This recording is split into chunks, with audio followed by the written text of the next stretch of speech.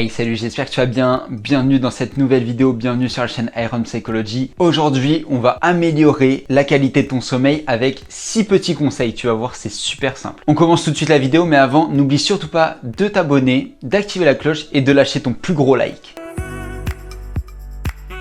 Il est important à savoir que le sommeil a un rôle fondamental dans notre bien-être et dans notre santé, que ce soit la santé physique, mais aussi la santé mentale. Malheureusement, le monde dans lequel nous vivons actuellement est taillé pour la productivité. C'est-à-dire qu'il y a des lumières activées H24 partout, on a des téléphones hyper connectés, on a de la 5G partout, on peut se connecter littéralement à n'importe qui, à n'importe quoi, à tout moment dans notre vie. Il faut savoir aussi que 20% des Français, donc ça représente quand même plus de 12 millions de personnes, avouent avoir des troubles du sommeil. Mais concrètement, ça fait quoi d'avoir un mauvais sommeil ?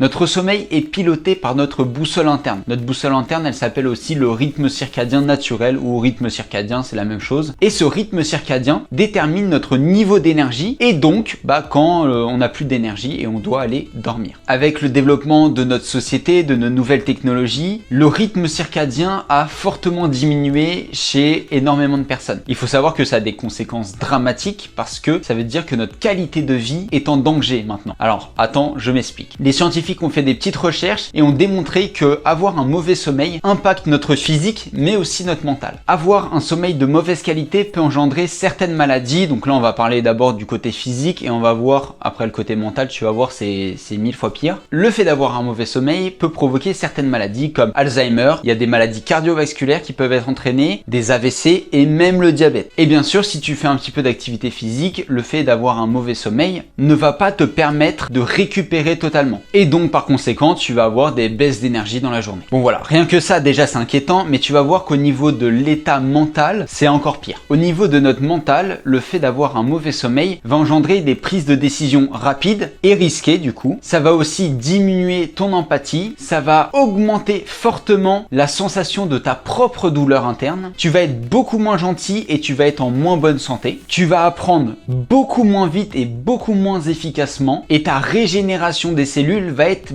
beaucoup plus lent. Bon, maintenant on va passer à des choses un petit peu plus positives parce que là sinon on va déprimer tous.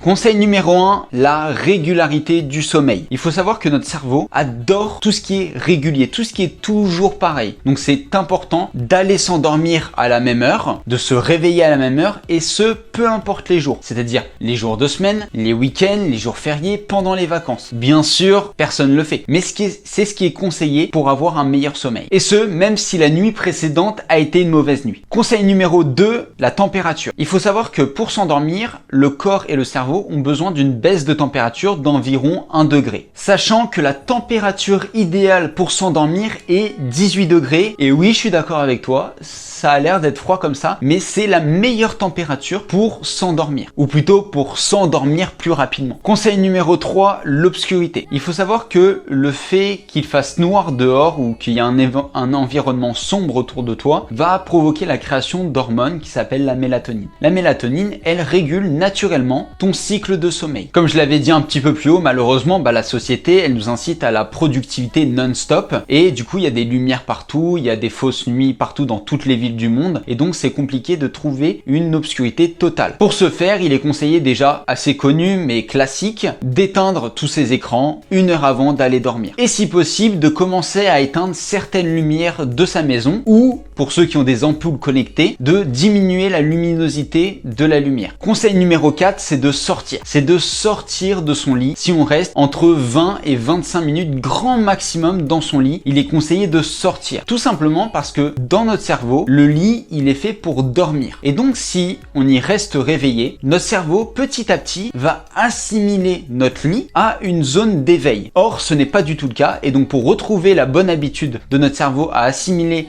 notre lit au sommeil, il faut absolument sortir de son lit si on ne s'endort pas entre 20 et 25 minutes. Conseil numéro 5, un grand classique qui concerne la caféine et l'alcool. N'allez pas vous endormir alors que vous êtes complètement bourré. Ça paraît logique, mais c'est important à dire. Et la caféine, il n'est absolument pas conseillé d'en consommer après midi. C'est-à-dire le matin, ok, pas de problème, mais à partir de midi, fini. Toute l'après-midi et le soir, c'est déconseillé fortement. Conseil numéro 6, le dernier, et c'est celui que je t'invite à appliquer dès ce soir si possible, c'est de créer une routine de relaxation. Malheureusement, dans les croyances de la population générale, le sommeil est fait pour quitter la journée. Il est un peu vu comme un interrupteur de la journée. Hop, j'ai envie de passer à la journée suivante, je vais dormir, c'est fini. Or, le sommeil est un processus qui est lent, qui est très lent, et il a besoin de temps et tu as besoin de t'y préparer. C'est pour ça qu'il est important de 20 à 60 minutes, en fonction des habitudes de chacun et en fonction aussi des disponibilités, de faire une activité relaxante. Alors, il n'y a pas vraiment de vérité générale sur ce qui est relaxant, tant que bien sûr il n'y a pas d'écran dedans. Ça peut être de la lecture, ça peut être du yoga, ça peut être du stretching, peu importe. Mais dès que vous avez trouvé votre activité relaxante, il est conseillé fortement de la garder et de faire ça tout le temps avant d'aller dormir, entre 20 et 60 minutes. La vidéo touche déjà à sa fin, j'espère qu'elle vous aura plu, n'hésitez pas à me dire en commentaire si c'est le cas. N'oubliez pas de mettre le petit like pour me soutenir, de vous abonner, d'activer la cloche comme d'habitude. Nous on se retrouve ce soir à 19 h. Salut!